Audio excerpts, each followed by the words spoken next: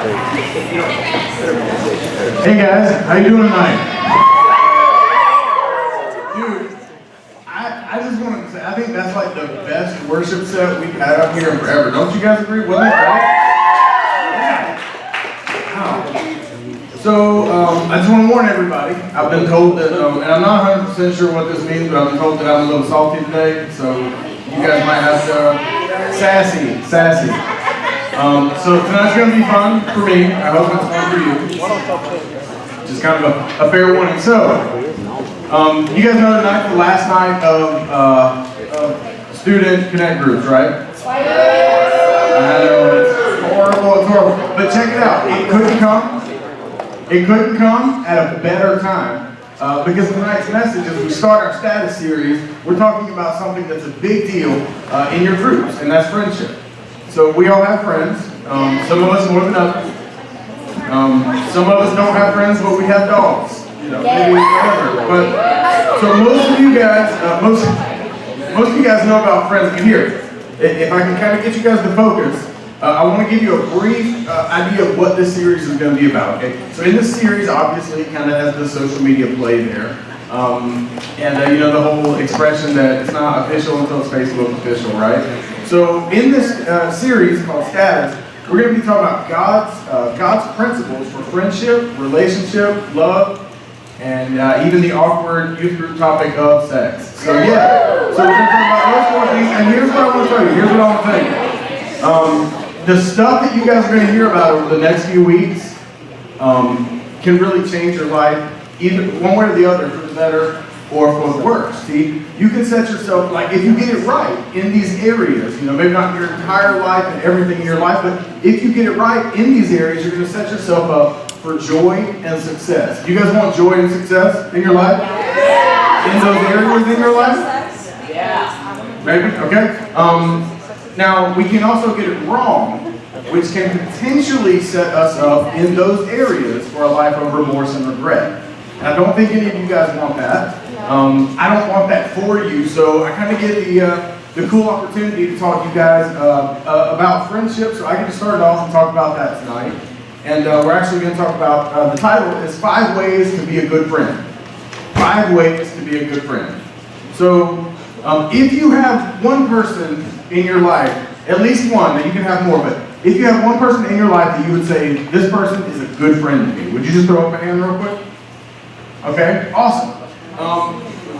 If you have no parent, no, I'm not even going to ask that. But so most of us, we have at least one person. Now here's the question.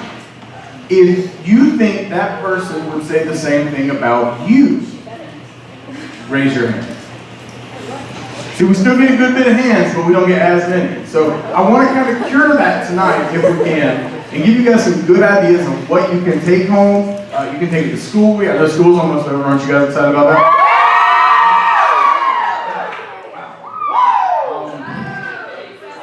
Is anybody going to the beach this year? Is that something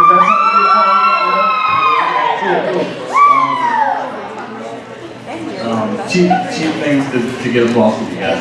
Sorry. So check it out. Tonight we're talking about your friendships. Now most of you guys, you're sitting by somebody you would consider a real friend. And for a guy that does what I do for a living, this is the dream. Okay, this is the dream message because, see, you might know this, I know the adults have figured this out. If you have a friend that preaches, at some point you will be a preaching illustration. So you have to sometimes be careful of what you say to that person, okay? Because whether they use your name or not, they might talk about you one day. But today, I get the privilege of basically giving you guys, for the next 24 minutes or so, giving you guys a preaching illustration that flows from pretty much every friend in my life.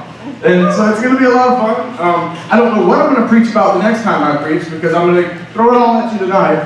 So I want to get right into the first thing. And so you guys can write them down. This is 5 ways to be a good friend. The first one, a good friend goes above and beyond. A good friend goes above and beyond.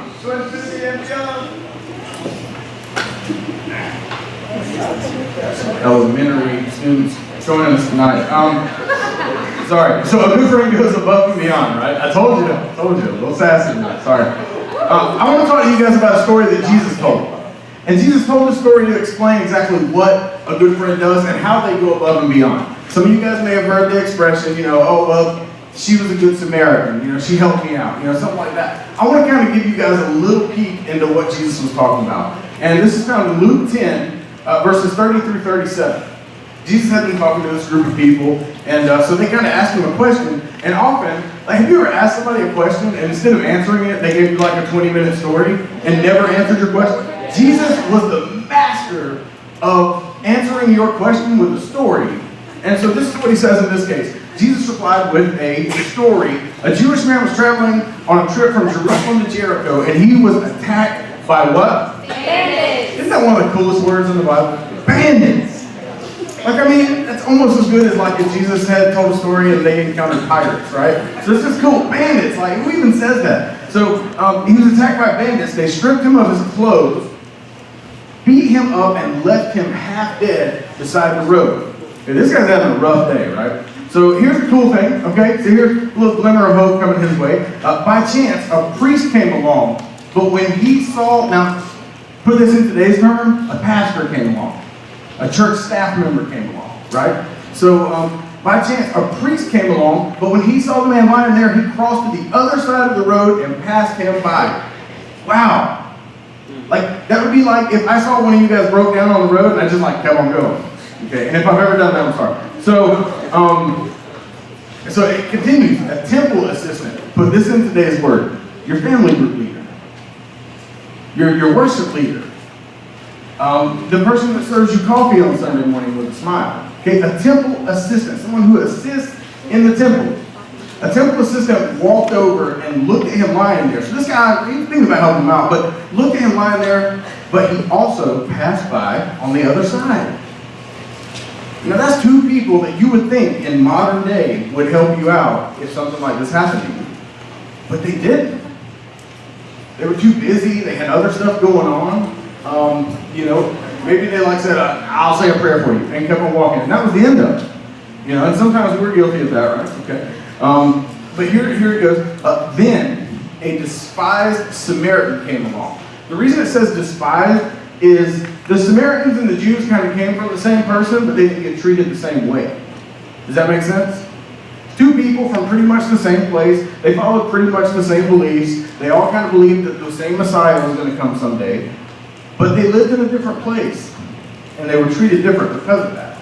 People would actually go, depending on where they were traveling, they would go, 40, 50, 60, hundreds even of miles around Samaria just where they didn't have to talk to these people to get to where they were going. That's how intense this feud was.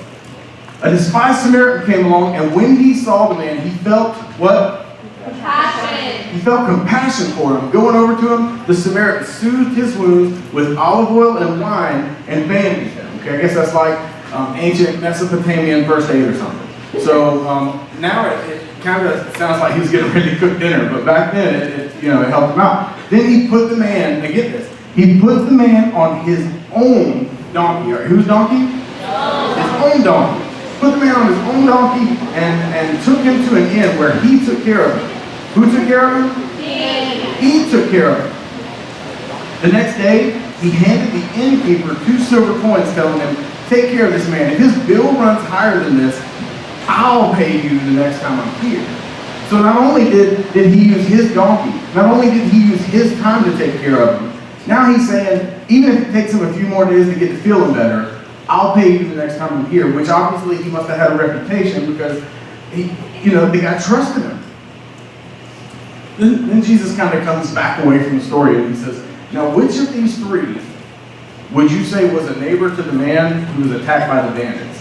Jesus asked the man. The man replied, the one who showed him mercy. Then Jesus said what? Yes. He said the whole thing? Jesus said what?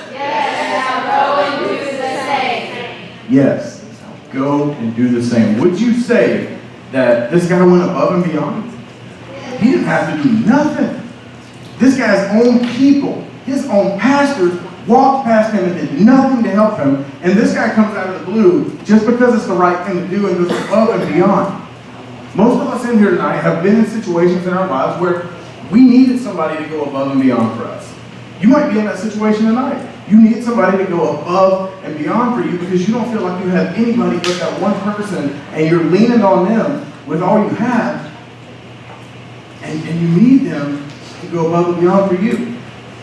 I had a friend one time, and I was having a lot of problems with my truck. I was having this huge, and I'll just tell you, hey Becca, I took it to her dad's house. And so Jimmy's he's like, Chris, let me take care of it. I'm going to check this, I'm going to check this, I'm going to check. All right, he started speaking like car Chinese or something. I didn't understand. He's like, I got to change the fuse and this and that. And it sounded to me like he was making a bomb. I didn't know what was going on under my hood, but he's doing all these things. You know, it's hot outside, it's raining a little bit. He's still outside on his time doing all this stuff.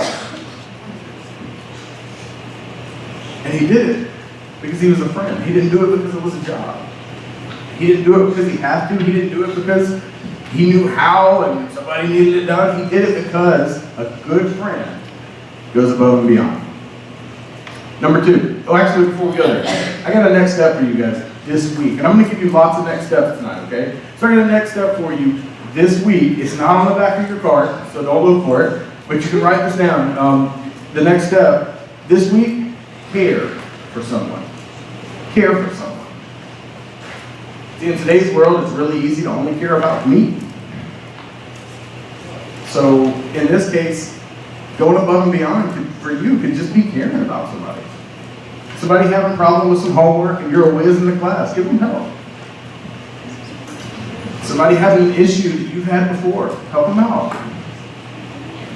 If you know how to fix a vehicle, let me know, because I don't, and I'll call you next time if Jimmy's on vacation.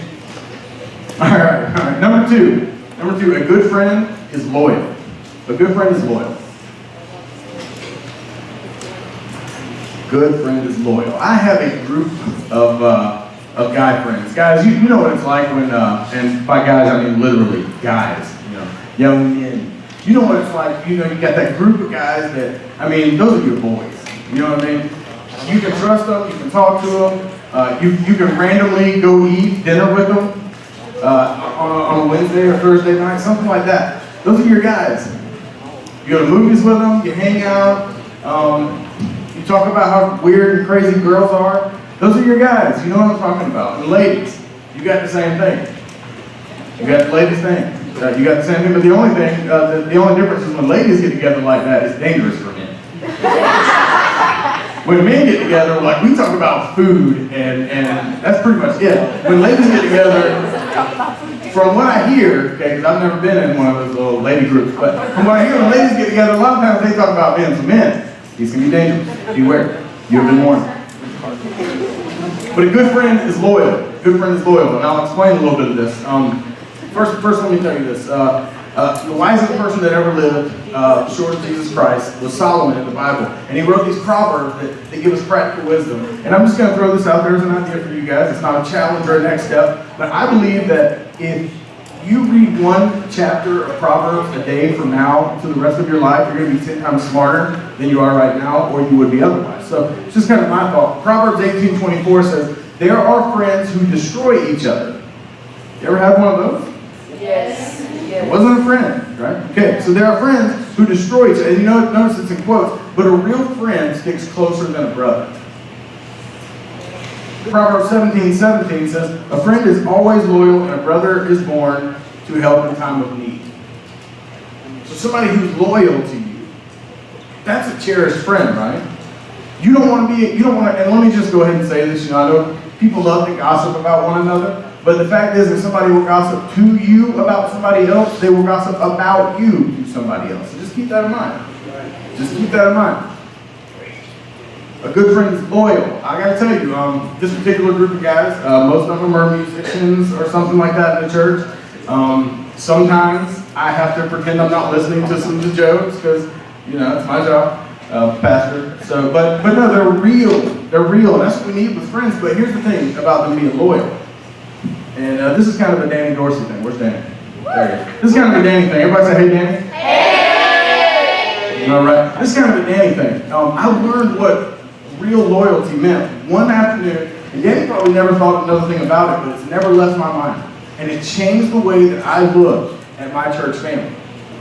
See, we had a situation, this is several years ago, we had somebody that didn't like our church very much, and they were saying something, and maybe you got friends that don't like you or old friends that don't like you very much, right? So, but you know what Danny told me? He said, I'm gonna tell you what, when people do that, when somebody goes, leaves our church and they're like, or just comes one time and they're like, oh, I can't stand that church.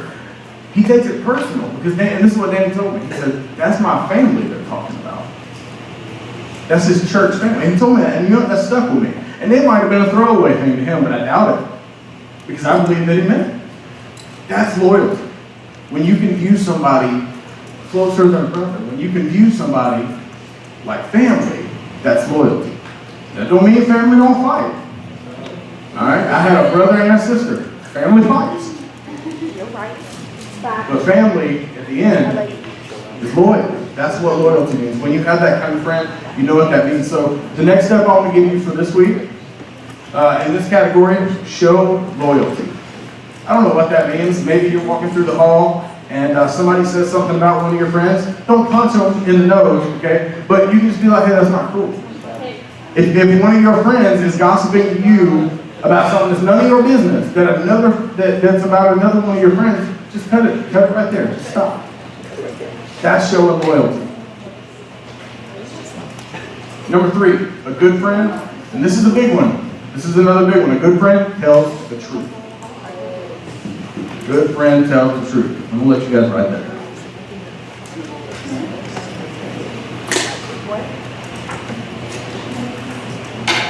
All right, so a good friend tells the truth. There are, you guys like Five Guys? The burgers? I'll tell you now, so I've kind of coined this, and I won't tell them that, but I have 5 men. I have my 5 guys, right? And if I'm ever out of line,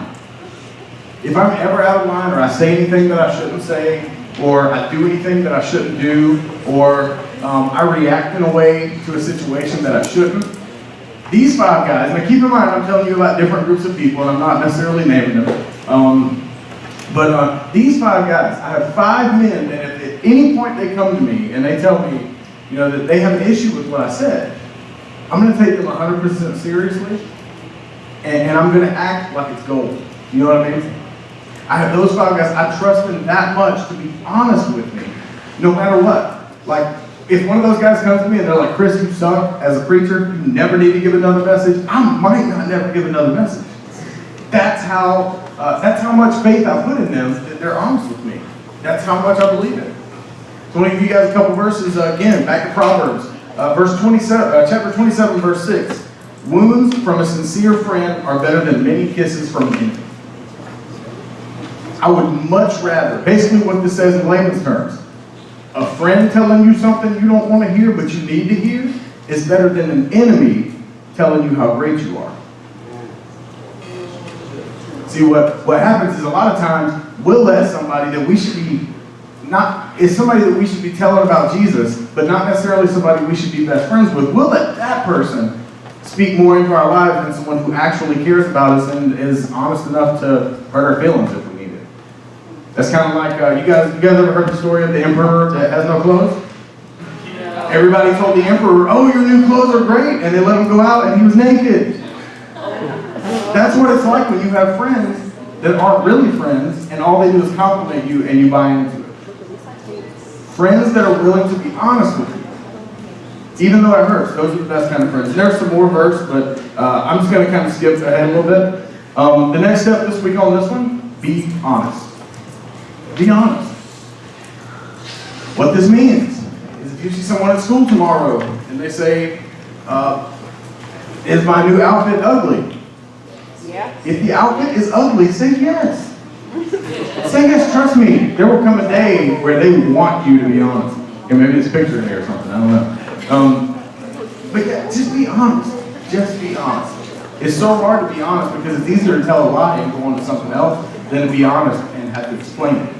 But take the time, be honest. Number four. Number four. A good friend makes you better. A good friend makes you better. About two semesters ago, as far as our connect groups go. We were talking a little bit about that. About 2 semesters ago, I had this crazy idea, and I was like, how cool would it be if I got a group of men together, and we met outside the church. We did something that guys like to do, so basically we ate pizza. So we started meeting at Foxy Fox Pizza, okay? We started meeting there on Thursday nights, and I learned something. I've had great connect groups, and every connect group I've been in, my family has grown. Every group that I've been in, I've made friends that I believe I'll have for the rest of my life, and a lot of them, they have a lot to do with who I am. Like who I am, who you are, basically who you surround yourself with is who you become. And I feel like I'm in a good place because of those men. I feel like, and I told them recently, I feel like I'm a better dad because of them. I feel like I'm a better husband because of them, and I feel like I'm a better pastor because of them. And I feel like I've developed a little bit of patience thanks to some of them, but ultimately I feel like I'm a better follower of Christ because of them. So ask yourself something this week. Who around you makes you better? And even a better question. Who are you around that you make better? Because we can't take the gift unless we're willing to give it. Okay? So you have to be willing to give as well as to take. A good friend makes you better. Ecclesiastes 4:9-10 says, 2 people are better off than one, for they can help each other succeed. If one person falls, the other can reach out and help. But someone who falls alone is in real trouble. Likewise, 2 people lying close together can keep each other warm. I'm guessing this is like for survival or something. But how can one be warm alone? A person standing alone can be attacked and defeated, but 2 can stand back to back and conquer. 3 are even better, for a triple braided cord is not easily broken. Surround yourself with the right people that make you better, that make you stronger, that make you laugh when you're sad, that make you feel better when you're going through stuff. Not in a false way, but in a loving way, in a real way. Who makes you better? Your next step for this week? Is stand together. Stand together. Be willing to kind of go out on a limb for somebody and make them a better person as a result. And try to surround yourself with people that are going to make you better. Your life will be a lot better in the long run if you're willing to be loyal to people, be honest with people, do extra for people, and just kind of stand with them. Be there for them. Number 5, this is the last thing. This is a big thing. A good friend gives their all for you. A good friend gives their all for you. That can mean different things at different times. In a professional stance, in a professional world, this could mean somebody risked their reputation at their job by suggesting you for something. I had that happen. That's actually how I got hired on here at the church. Two of my favorite people, Tommy and Chesney. Everybody say hi, Tommy and Chesney. Hi, Chesney.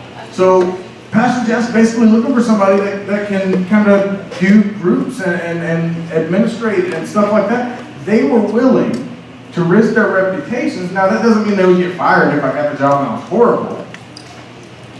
But their next recommendation might not have received the same. You see what I'm saying? They were willing to risk something for somebody. And I think, I don't know, call me crazy, I think it's working out all right. I love what I do. I love getting to work with you guys as well. But that's what happens when a friend is willing to risk something for you. That's what happens when a friend is willing to risk something for you. John 15:13.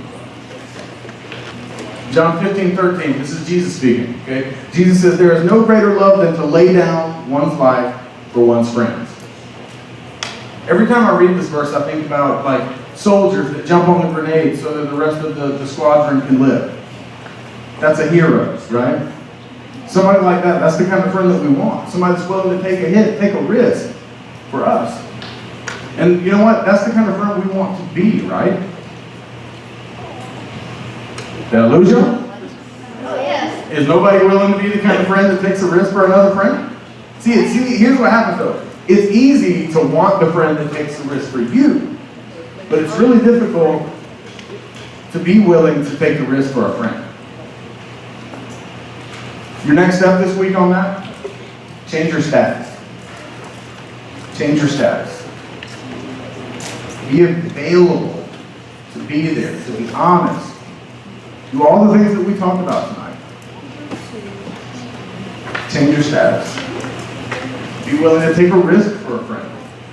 Maybe there's this one person and you know they're cool, but none of your other friends like them. Take a risk for them. I'm going to go ahead and get the band to come up as I wrap this up. When I married my awesome wife, Jessica, you can say it for her. She's great. She puts up with me every day.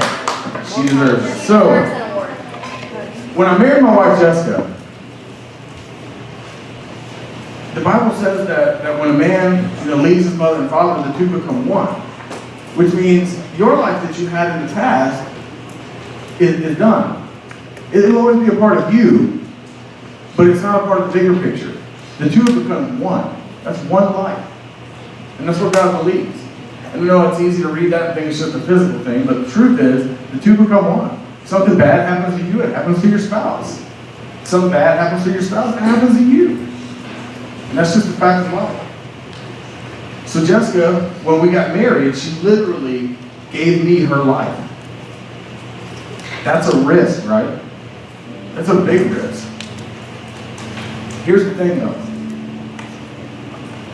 Most of you've been around church or you've heard this story before, but Jesus was that kind of friend for all of us. You read the Gospels, he was honest to us, even when it hurt. That's why a lot of people didn't like him, because the fact is, he said things that other people just were too afraid to say because they didn't want to hurt people's feelings. But Jesus, he came out and said what needed to be said. But he did it with love. Jesus was honest. He was available. And he took the biggest risk of all. He literally gave his life. See, nobody took Jesus' life. That's the cool thing. Nobody took it. He gave it away. As God incarnate as a man, he could have just blown up all of Israel if he wanted to. And he could have called down angel armies to take everything out. But instead, he looked thousands of years into the future and he said, I want to do it for you. I want to do it for you. I want to do it for you. I want to do it because I love you. I want to take this risk and show you that I'm available to you. See, ultimately, Jesus kind of gave us the playbook on the 5 ways to be the best friend. And that's the reason I gave you guys the next step that you can do this week. And when you guys go to your groups later, when you guys go to your Student Connect groups later, you're going to be challenged a little bit tonight. So last night of groups, usually on the last night of groups we kind of hang out, but you know what? You guys are going to be challenged a little bit tonight. There's going to be next steps for you to take that actually show these things being put into action. And you can do those things this week if you'll take them serious. So, I kind of want to touch on, if you guys will, you can flip over your connection cards, and there's 2 more next steps. Maybe you're here tonight, you're like, man, sometimes I just don't feel like I have a friend that fits any of those categories. But I would love to have Jesus, because he fits all of them. Maybe you've never actually prayed to ask Jesus into your heart. I want to do that with you in closing tonight. Or maybe you're here tonight and you realize, I've kind of been selfish in some of these areas with my faith. Not just my friendships, but my faith. Maybe I've kind of been a little bit selfish in some of these areas. Maybe I haven't really been willing to take risks for my faith. Because ultimately, Jesus is the best friend that any of us are ever going to have. And I've been talking about him all night, and you guys didn't even catch that, right? You didn't catch it until I said it, right? But check it out. If you really think about Jesus and the life he led, he was the best friend that anybody could ask for. He was always willing to be honest. He was always available. He wasn't scared to just be real with us. And ultimately, he took the biggest risk when he gave his life for us. So if you need to pray tonight to have him come into your heart, I'm going to do that with you. I'm not going to close in like a general prayer tonight. I'm going to close with that prayer. And you don't have to say a word out loud. You don't have to write anything, or you don't have to come forward or anything like that. The only thing I'm going to ask you to do is, if you pray that prayer with me tonight, flip over your connection card and write that. You know why? Because I want to pray for you this week. Our staff, our team here, they want to pray for you this week, that you'll have a strong walk with Jesus. There's also an option on there, like I said earlier, if maybe that hasn't been you, And you know what you say? You know what, Chris? Tonight, I want to recommit my life to Jesus. I want to be that kind of friend. I want to have that kind of friend. And I want to follow his example for the rest of my life. Because if he loves me this much, it's worth paying attention to. And it's worth being serious about. You can pray that prayer and you can check the other next step box. I'm recommitting my life. Would you guys bow your heads and pray? Father, thank you so much for each and every student in this room tonight. And you guys can just pray with me. Lord Jesus, I thank you for being a good enough friend to me that you were willing to give everything for me. I know that I haven't always led a perfect life. I know that you did. And I'm forever grateful because I ask you to be the sacrifice for the things that I've done wrong so that I don't have to pay those penalties and I don't have to experience that condemnation. I want to walk with you for the rest of my life, and I want to be the kind of friend to others that you are to me, even before I really do.